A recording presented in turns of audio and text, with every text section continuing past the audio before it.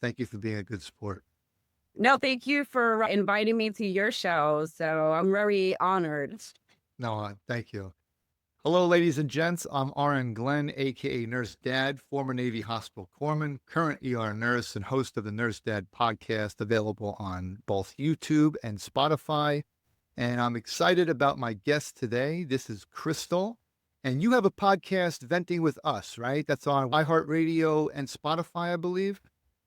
Yes, it's fencing with us 0708, and it's all one word. Everybody likes to separate it. And it's on iHeartRadio, YouTube, Spotify, and Amazon. Oh, wow. That's great. For some reason, I can't get the video on Apple. They It's don't do just the video. audio. They don't do it. That's what I Yeah. was thinking. Does I iHeartRadio am do both? No, iHeartRadio doesn't do both. I think they're going to transition soon because I keep getting some alerts about iHeart. But it's good to keep your platform there because even though it's audio, it's going to spread out like Spotify. And on Spotify, you can definitely do video. So if you need help with Yeah. that, I'm, I got you. no, I do the Spotify Mhm. because it has the Spotify for creators and it makes it so much easier. Yes. Stick to Spotify. Don't go into these other ones. There's other platforms because when I first started, I was trying to figure out like where I can get my feet wet. And when I tell you, I ended up leaving Spotify and then I went back to Spotify and then I left Spotify again. And then now I'm back on Spotify. How long Mm. have you been doing Venting with Us? So it's going on 2.5 years now, but I'm in my fifth season. That's great. And you said, I think I was watching your live yesterday. Did you say you've been on TikTok for 10 years?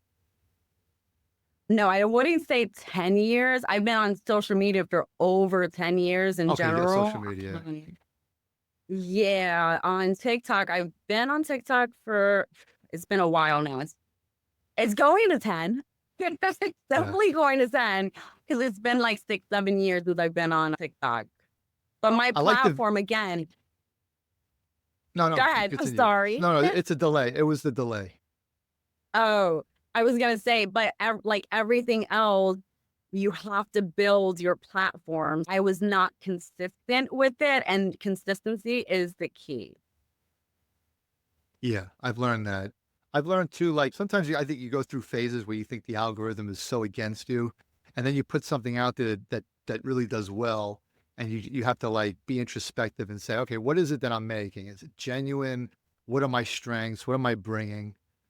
Yep. You do these shorts with TikTok where you're acting out, you're performing like a Mhm. monologue, basically. How do you Yes. do you have like a teleprompter that you're reading? If because some of these are long. I enjoy them, especially the classic ones like the I Love Lucy, and you don't realize just how sharp and just as witty as today. Like they really are saying it all. They're just being more clever about it. How do you make those?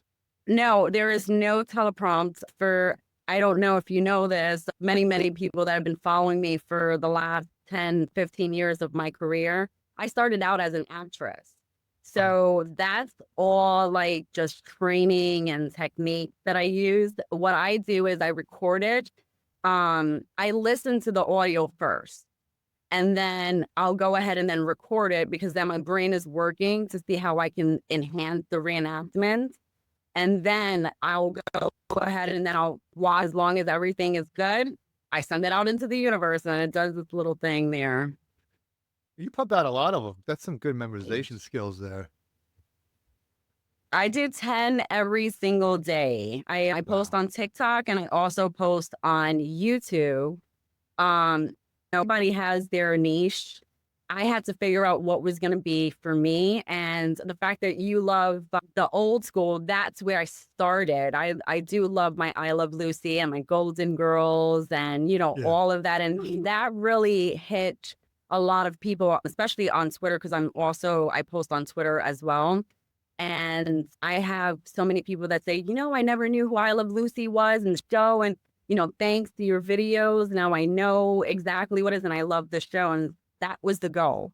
So the fact that, I'm meeting those goals it's an honor. In the early 2000s, like 2001, actually, I left college and I moved to New York, the city. Grew up in Long Island, but I pursued writing, directing, acting. So when years later now, skipping to the podcast, there was a lot of familiarity, Yeah. like making short films, just little things with lighting and sound. It'd be crazy if this technology was available in the early 2000s. I think I would have had a lot easier time. Could you Just the imagine cameras how that they could big your use. platform? I know, Yeah. it's so crazy the way the technology is. What is your I, goal with your show, with your podcast? 'Cause when I first started with my podcast, I had another person. So we were always bouncing off of each other. And yeah, then, so there was not that moment of like, oh my God, how am I going to fill in this dead air part of it? that's But definitely then an my girlfriend, advantage. oh yeah, When you have a definitely. co-host, yeah, when you're by Mhm. yourself, I feel sometimes a little self-conscious. I feel like if I had a co-host who was a little different, but we bounced off each other, it'd be a lot easier to do. I think you're doing an amazing job. What I would recommend is you sticking to what you know. That Yeah. podcasts are easy, and it's not. You definitely have to get No. into your 2-year mark where I'm at, and which is why if you notice on YouTube, I'm hitting those 40K numbers with all my reenactments now.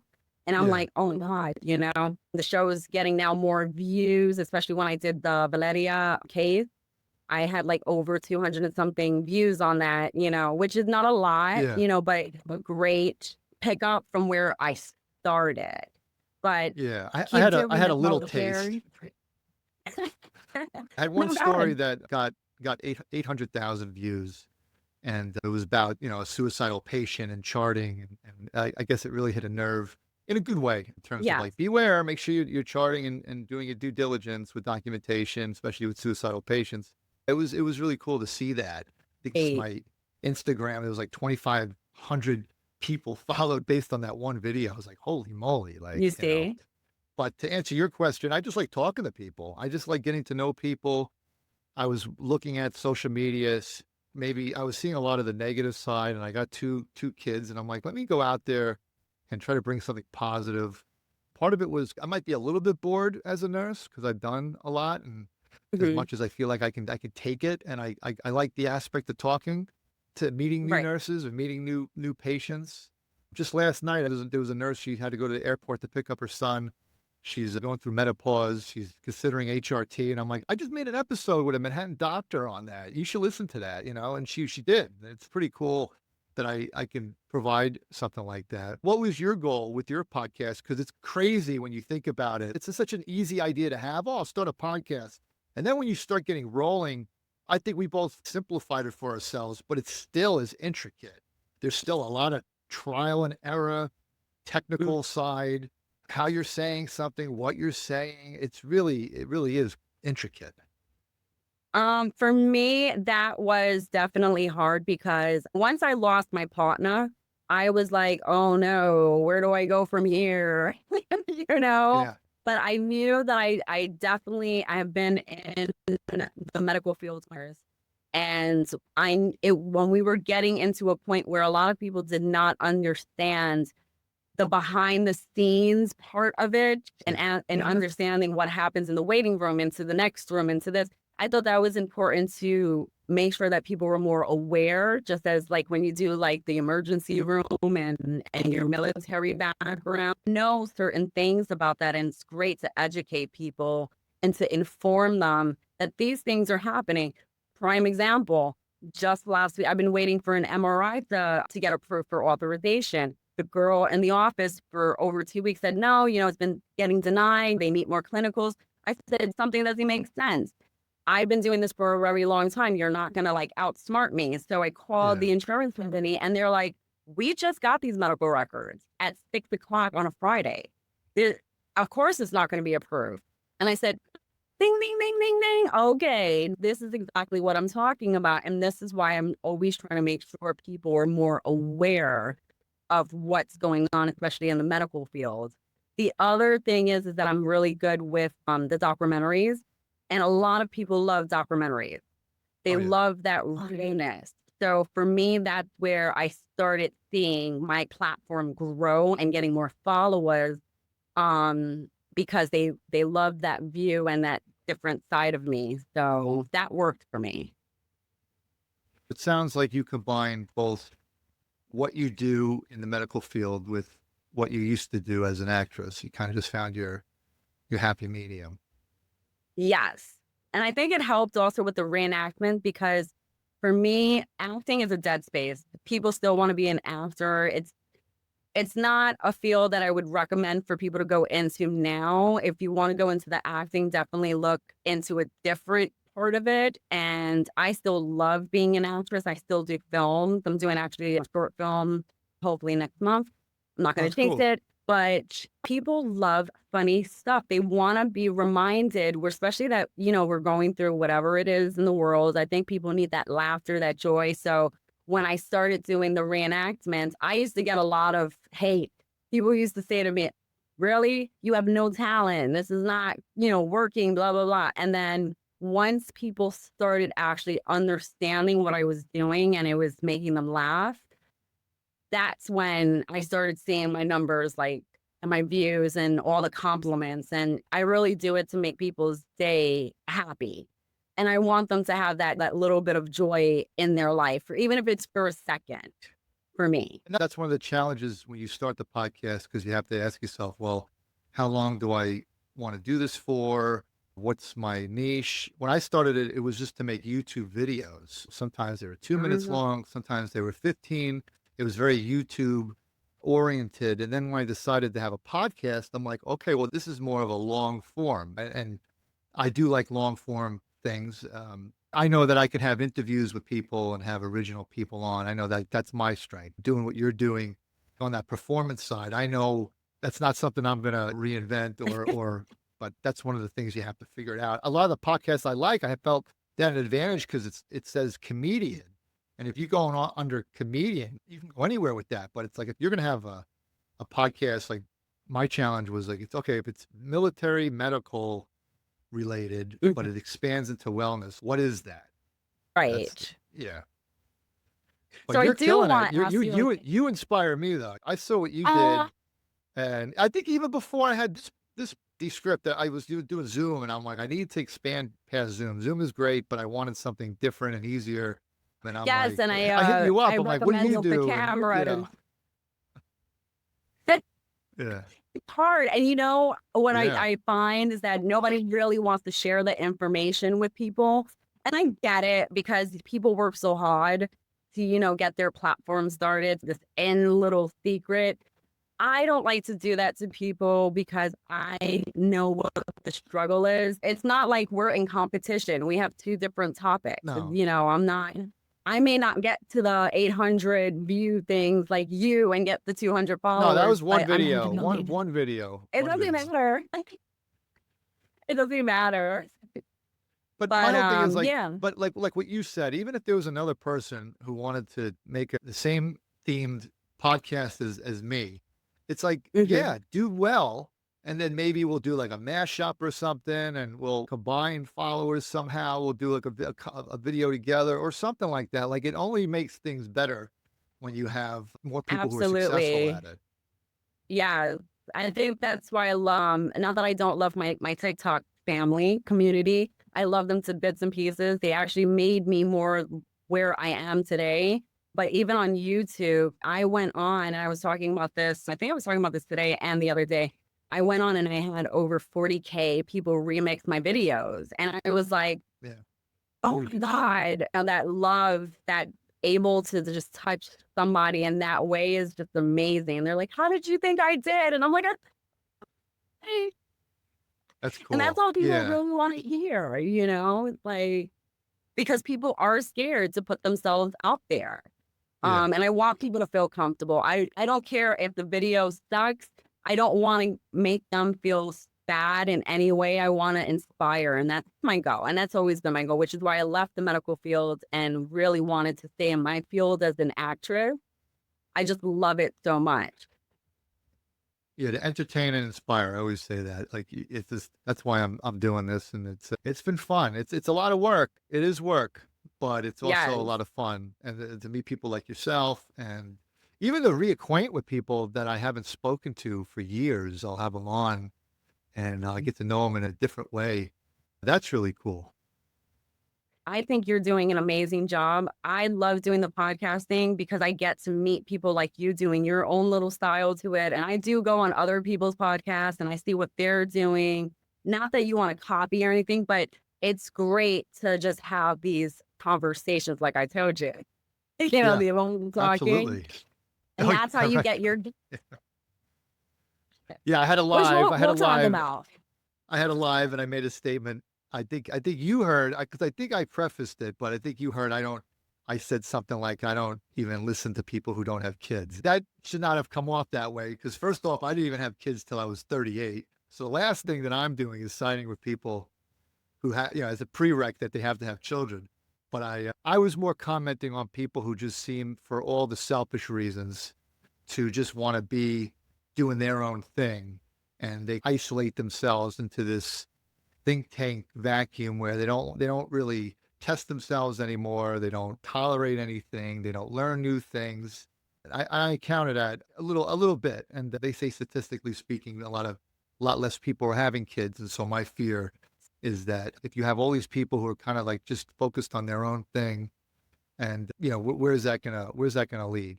So that's sort of the skinny on what I was saying, but not like you don't Yes, have I kids. was The hell with laying you. down, literally. I was like this on my bed because I told you I was gonna watch it because you had given me the shout out, and I was like, "Oh, I'm gonna watch it," and I'm watching it, and I'm like, "This is 2 hours, but I'm still gonna invest." Okay, and then I Which is heard it, and crazy I that was you like, did that you watched the whole 2 hours.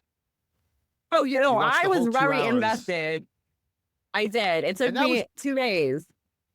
that's probably my worst episode too, because it was like just 2 hours of live sitting there just thinking of things to say. Because usually I'm prepped and the stuff that's pre-recorded, it's edited, and that was just me sitting there for 2 hours. So God bless you for, No, I enduring thought you all brought that. up so many. No, you had great topics. You touched a lot of different things. But I'm telling you, I was laying like this, and then I heard that comment. I said, "What?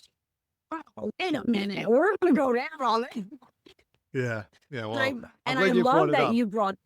No, listen. I am very firm about this because I I am one of those people. I don't have kids, but I chose to take care of my parents because they were Mhm. elderly, and my mom has MS, and she's in a nursing home. So even though I have siblings, it's usually the baby out of the family that takes care of the people. Right. Not that I don't want that, and I know that that's a big concern because a lot of people amazing concern about this, but it kind of came off. It kind No, of came I off. well, yeah, like Women that, were definitely. leaving dogs. I was like, what happened? We're a kitty lot? Like, what's happening?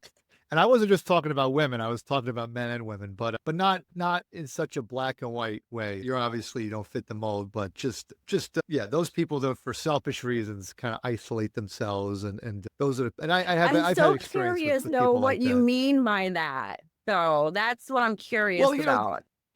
there's a lot of people whether they have kids or not, they just get settled in their thinking and they stay in their little worlds and whether they have kids or not. But I've Mhm. noticed just it's a little bit more so with the population that doesn't have it. That's what I've noticed for me. And A lot I of find that like I was a pretty I don't want to say selfish, but kids kind of broke me in a good way. Mhm. Made me really operate in a way. Basically, when you had, for me, and you've already learned this because you're taking care of your mom with MS and people like that. For me, having kids, you're no longer the star of your own movie. You're no longer starring your own movie. You kind of got that through other experiences, but some people never get that. For me, it takes children to learn that you really aren't the star of your own movie at a certain point. You're supposed to give back. That's how I view it. I was at a clinical once at a drug rehab center, and a guy who was, cocaine addiction, he said to me, he's like, "You don't keep anything you don't give away," which I think is a great way to look at education and teaching people. And some people, they go through life and they, like you were saying, they hoard information. They don't leave their little worlds. They don't see the larger picture. They think of things in terms of how this affects me, me, me. A lot of times kids have the potential of breaking that, whether I'm right or But wrong. It's just been my experience. But that's not everybody. Some people like you n- know, they're taking care of their parents and they're taking care of other people in their lives, or they just received that lesson early that I never did. yeah, that was the only thing with me is that, because I chose that, I chose that. I Yeah. didn't want my parents to suffer when my grandfather, now remember my grandparents are like old school generation, Puerto Rican people. Right. So my grandmother never worked. She didn't even have a car. So when my grandfather passed away, it was like, oh my God, how is this woman gonna survive? She couldn't even pick out ice cream in the supermarket.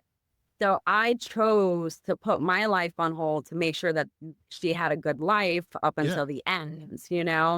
The other thing is that unfortunately we have the Nepo babies, all love, but we're in a time, if you agree or don't agree with this, that we're working so hard and we're working for people that you know, they want underpay people, especially for women out there in the medical field. And I can only, really use my story. You're working very, very hard for bosses and then you're underappreciated. So a lot of people are trying to figure out right now how to get out of that bubble and how to survive out there. And with this quote unquote not having women's rights, Women's it what? puts a lot of women's rights. They basically took our rights away, basically. This is what, in Are you political talking world. about are you talking about abortion? Yes. So, What do you mean? What do you mean in terms of work though? Like like working? well, a lot of people don't like the Nepo babies. They don't want to work for another boss. They want to work for themselves. And a lot of people, Yeah. unfortunately, that's where they get in the head where they, and I can understand that where it's like, oh my God, what, we're not having babies, we're not having families. But they're trying to do something different instead of the regular way where we, like me and you were raised. Okay, you go get a job, you work your way up, Mhm. or you go to school, get educated, you work in a field, and it's not like that anymore. So I think that's where a lot of Yeah. people are misconstruing that with that they don't want to, have a family. I think they're just trying to figure out a different loophole so that way they're not working for someone that is giving them that stress level in an office setting. Because admit, you Yeah. you No. work in the hospital, right? Hmm. Yes. And it's very stressful. But if you had it your way, would Yes. you work in the hospital? Well, if I had it my way, boy, what I would be doing, I'd probably be acting in a movie or something like that with you, or it's like you're directing the movie that you're in. I've considered that too. The standard of living is only decreasing. What I think I read something that like in 1990, what $90,000 was in 1990 is like $235,000 now. I mean, Mhm. you live in Queens. I lived in Queens for a bit, lived in Washington Heights for 7 years. Go to Washington Heights now. Go to those apartments now. It's still probably $3,000-$4,000 a month in Washington Heights. Like it's, 6,000, 7,000 in Brooklyn. A car that I leased a couple of years ago for like 525 is now like 650 a month. The food costs, it's like people are also not having children because it's just so expensive, but there's also a risk. It's like what kind of person you become. It sucks because it's Right. like you have this normal trajectory and because of hardship, I've went through it too, and luckily I've been able to have a positive spin. But some people go through things and they don't come out of it okay. That's what's tragic No. about these people who are struggling. At some point, you really can become bitter, even anarchist in a way in your mind and your way of thinking, or totally withdrawn. What do you do? Not only is there's like less jobs, now you got the AI threat, and it is nerve wracking. It is. Yes, Also, what that's you were why saying, I think also the idea of profit. I was talking to somebody the other day, like what they consider profit is so warped now. It's actually, like Keystone pricing. If you make something for $1 and you sell it for two, wow, you just made twice the amount of what it costs. But it seems like today they want to make something for $1 and sell it for $15, which like astronomically higher. yep. And if they don't get $15, they're making 13, which is still 13 times more than what it took to make. They view it as a loss and then they fire people. It's like what they That consider, you know, yeah. And I think that's why a lot of people are just not willing to do it anymore. And I get that. I worked from office to office to office, and it's not like I bounced from job to job. I've been in all of my medical jobs for long periods of time, one at 11 years, another one for 8. And this has always been my happy space. I'm not stressed. Only when I do the podcast, because I'm like, oh my God, I gotta make those 30 minutes, you know? But, my social media, and I know a lot of people frown upon it. They're like, oh, people don't want to work anymore. They're using social media. But social media has grown into the thing where you are making money. It is a job, and I think a lot of people don't understand that because some of those people that are making those judgments are very old school. So they're not understanding that this is this is the age and Yeah. time. We have the chat yes and all of that stuff, There's still like a baby Right. boomer perception of the world. Right. Not to, I have nothing against baby boomers, but we're still like in the late 20th century, I think, and how we think of like a lot of people think about television. My CNA last night, my nursing assistant was telling me about TikTok Shop and how you can make money on that. He's making like 2K a week, and he showed me his friend who has 20.3 million followers who made 24,000 this week. And I was saying to my wife, and I know, like my mom, for example, buys stuff for my kids based on Instagram, and and I said it's almost like Amazon. It's like personalized Amazon. You like people that you see, and you want to buy Mhm. from them. Like not just going on Amazon and looking, but I like this person, or I like what this person does, or this person's in that field. What do they have to recommend? It's almost like a way of connecting to somebody through purchasing. It seems like that's Yes. happening. And that's what TikTok Yes. can do. And that's what Facebook could do. And you can see it happening. I don't think a lot of people understand that. It might be because people also want to have a connection. I think that's why podcasts are popular. People are having these old school conversations that they don't really have in person, or they can't have it like at work because maybe there's somebody listening in who might Exactly. try to nail you for something that you said or misconstrue something.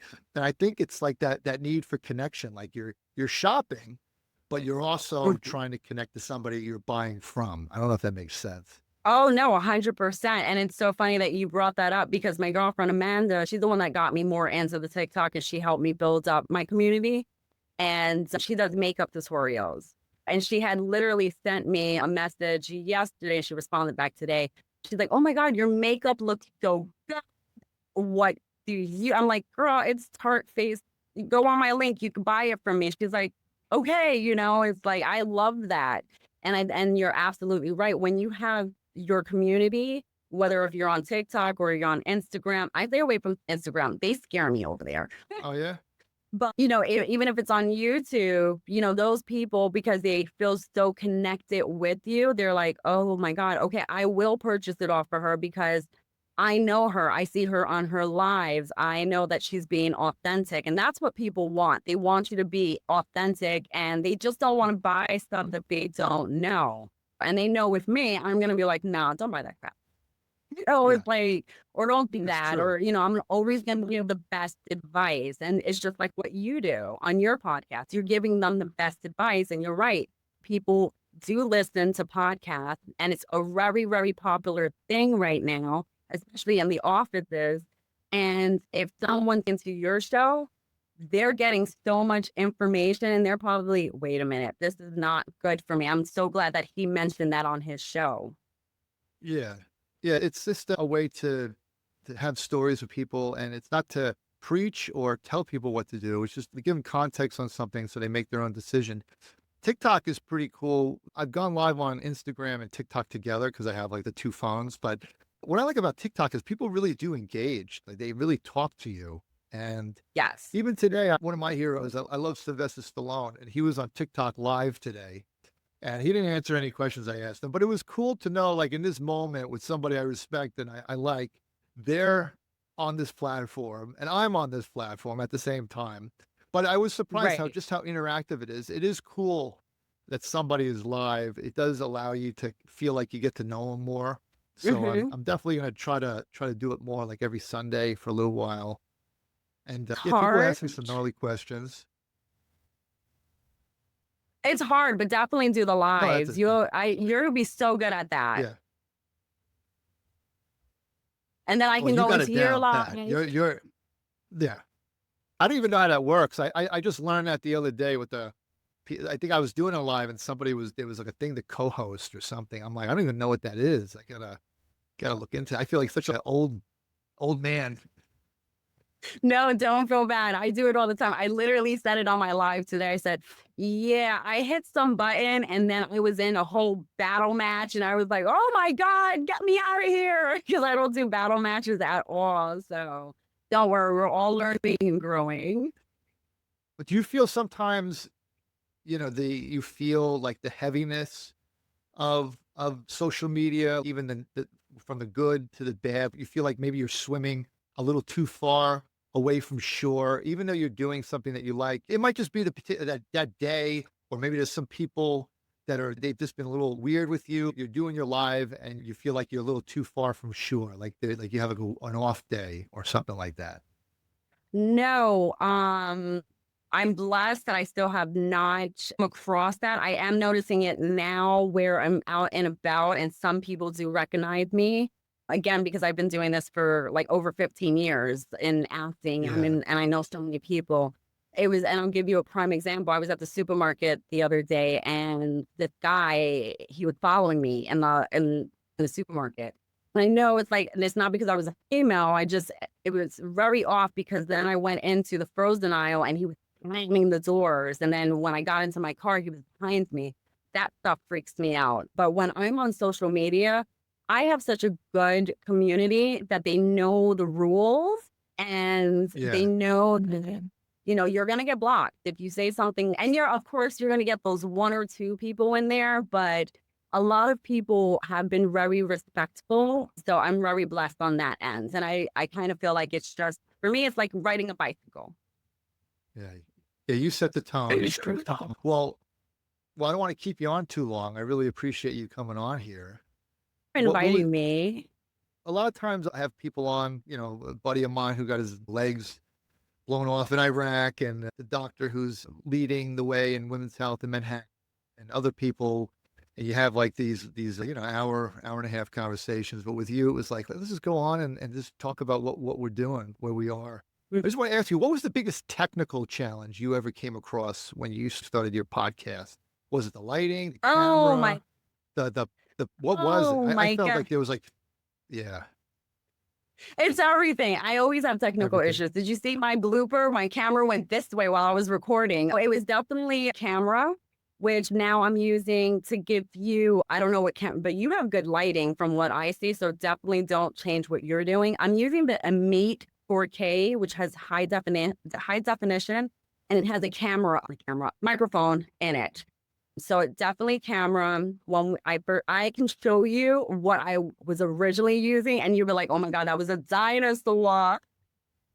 Right now, I'm using the MacBook camera because I have a Sony RX 700, and it was really going well. And I bought a battery with a wire that allows it to have a feed, and suddenly it stopped working with the program that I'm using, and I've just been too lazy to hook it back up. But so right now I'm using a laptop. But I get jealous when I see these top notch podcasts. They got these like almost like it's like they're filming in 8K or something. It's like so clear, and it's almost like a movie set. Yeah. But I got to tell myself, not there. Those people, they have a team, they have achieved that, or maybe they started with money and sponsorship, and you just got to do what you No. do, focus on the content, focus on who you're talking to, what you could bring to the table. I mean, you're in filmmaking. I find that people will forgive. Well, one, you have to have good sound. You have to have good sound, but people, I think, will forgive even the camera quality, even the lighting, if you're bringing like really good content or original content r- to the platform, as So long as it what sounds good. actually exactly. But what actually ended up with, I think what worked for me is that, so I don't know if you remember the Tamagotchis back in the days. Like, do you remember those? Not really. You have kids. You should know what a Tamagotchi is. Like I So said, I it's started at these. 38. No, it's okay. But okay, you may have not had one. That's okay. You're forgiven. So a Tamagotchi is basically like a little baby. It was a little computer baby where you had to take care of it, and you had Oh, to. now I know what you're talking about. Yes. So when I first started my show, it was from that day, I made it a point to make sure that I was going to bring everybody in it. And I said, we're going to grow this show together. So we're going to see the glitches. We're going to see all of the bad stuff on here. We may not have perfect sound, but you guys are growing with us and you're going to see us change, which when I got into the 5th season, this is why like now I have my own little podcast studio here. But you don't need a crew. I promise you. All you need is you can either switch to what I'm using right now, which is the extra camera. Don't use your laptop or any other computer camera. It's not gonna work. Make sure it's 4K or more. And get like a little and honestly, my camera cost me $40. I didn't spend that much money. So, and of course, if you want to really go technical and fancy on me, then yeah, you're going to spend the $200-$300 or even thousands. But honestly, Glenn, you don't need any of that stuff. You just need a good 4K camera. Yeah, my Sony camera, it's a couple years old, but it was a $800 camera. It's a good camera, but for some reason, it just, the program rejected it after I used it twice. Now I need to sit down, I guess tomorrow, I need to sit down and figure it out because it is a really good camera. Oh, maybe you just need an upgrade on your computer. Yeah. I I got a new MacBook and the camera is pretty good, but I just don't like not knowing what happened with that Sony camera. I think I gotta do something. I'm not sure what happened that day, but but I got the lighting down. I'm working on it. It's a work in progress. I was doing The a lighting green is screen amazing. in the early episodes. It's like the thing you learn about. I was doing a green screen, and then people were saying like it tracks better when you have a real background. It feels like people are really there with you. So I was like, that's a good reason to not have a green screen. Little things like that you learn along the way to try to make your podcast better. But listen, so your podcast, tell us again what it's called. So it's Venting with Us 0708. It's all one word. Or you can go on my bio and the link is in there. It will take you to all of my platforms, iHeartRadio, YouTube. Wait a minute. Spotify, iHeartRadio. Isn't it bad when we forget? iHeartRadio, YouTube. I'm on Spotify and Amazon. There we go. Get off of You got to get a website. You'd have a great website. Now we need fancy people around me. I'll plug them. YouandI.com. My website was $150. They do the whole thing. Okay. And I have a plan where every month I meet with somebody and we work out stuff. And it's a work in progress. You've been doing it for a while. I'm at the year mark because I had started it a year ago and then stopped. And then I picked it back up again, but constantly learning. It's why you don't want to give up. I'm just learning what TikTok can do for me. A year into it, if I would have given up after 6 months, I would never have learned that. I'm just starting to get my bearings in that. And I did this podcast with like a muscle shirt originally, and I'm like, I think it's off-putting to some people in the medical community. Let me switch to a scrub. You just mold yourself and figure out what works and what doesn't work. Exactly. And you're still going to have hiccups. Absolutely. Yeah. Thank you again for having me and have a great night and to your audience. Yes. Thank you very much. Well, I'm still out in Long Island, so. Well, I'm in Long Island. But I'm in Long Island. Oh, okay. So yeah, I'm out by, I'm not going to say Suffolk, but I'm around there. So. Yeah. All right. Well, hey, thank you so much and good luck with you. And I can't wait to see more of those videos, those performances that you do. Thank you. Thank you so much. Have a great night. Bye. You too. Bye. Hey, folks, if you like what we do at the Nurse Dad Podcast, please like, share, subscribe, and comment. It helps us against the algorithm. And really, it's about getting good information out to people who may need it. You can follow me on Instagram at nurse.dad, YouTube. I'm on X, but I don't really use X that much. Thank you. This is kind of an impromptu episode. I really want to thank again Crystal for doing this. Fellow New Yorker, and stay hungry, be humble. Nurse Dad out.